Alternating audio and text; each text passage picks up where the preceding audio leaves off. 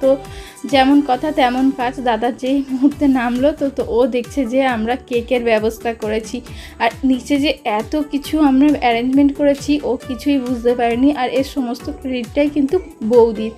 তো বৌদিই বলেছিল যে এবছরে দাদার জন্মদিনটা যে এইভাবে সেলিব্রেট করব, ওকে কিছুই আগে থাকতে জানাবো না। আর এখন দেখো দাদা সবাইকে একটু কেক কেটে কেটে খাইয়ে দিচ্ছে।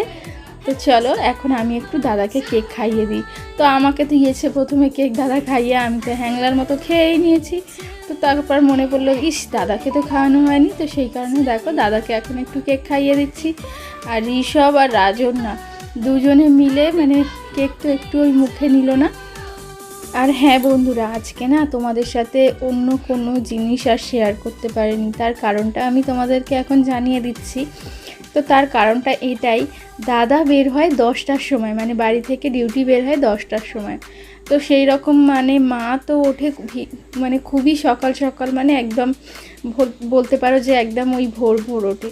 তো উঠে সমস্ত কাজকর্ম করে তার উপরে সমস্ত এত কিছু রান্নার অ্যারেঞ্জমেন্ট করাটাও চারটিখানি ব্যাপার না। তো ঠাম্মা কিছুটা হেল্প করেছে, বৌদি কিছুটা হেল্প করেছে, তো আমিও টুকিটাকি কিছু হেল্প করে দিয়েছি। তো তার মধ্যে দেখো এইটুকু টাইম বেঁচে থাকে, তার উপরে আবার সকালে টিফিন বানানোর থাকে।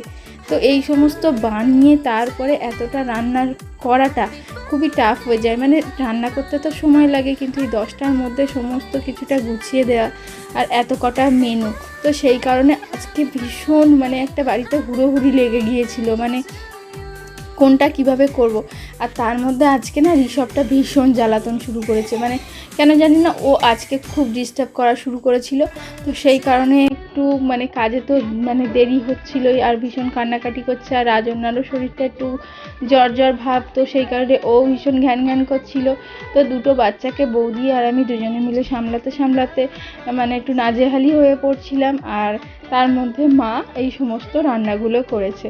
আর এখন দেখো আমি প্লেটের মধ্যে মিষ্টি দিয়ে দিচ্ছি, আর এই দেখো প্লেটটাকে বৌদি সাজিয়ে দিয়েছে। তো আজকের মেনু থেকে মানে একটা জিনিসই তো মানে হয়নি রান্না, তো সেটা করলে হয়তো পুরোটাই কমপ্লিট হয়ে যেত, নয়তো মানে যেগুলো যেগুলো ভাবা হয়েছিল সেই সমস্ত কিছুটাই মা তৈরি করেছে। দেখো কি কি তৈরি করেছে, আর সমস্ত রান্নাগুলো না বন্ধুরা ভীষণ টেস্ট হয়েছিল, মানে অসাধারণ স্বাদ হয়েছিল। যেহেতু ছেলের জন্মদিন, মা তো ভালোবেসেই বানায়, মা তো প্রত্যেক দিনই খাবার ভালো বানায়, কিন্তু ছেলের জন্মদিন বলে কথা, তো ছেলের পছন্দের খাবারগুলোই মা বানিয়েছে। তো চলো দেখে নেওয়া যাক মা আজকে কি কি খাবার বানিয়েছে। আর আমি প্লেটের মানে চারিদিক দিয়ে সমস্ত খাবারগুলো সুন্দরভাবে সাজিয়ে দিচ্ছিলাম। আর দাদা খেতে বসে গেছে। তো দেখো আমাদের সাজানো গোছানো মোটামুটি কমপ্লিট হয়ে গেছে। আর এবার তোমাদেরকে দেখিয়ে দিই ফাইনাল লুকটা।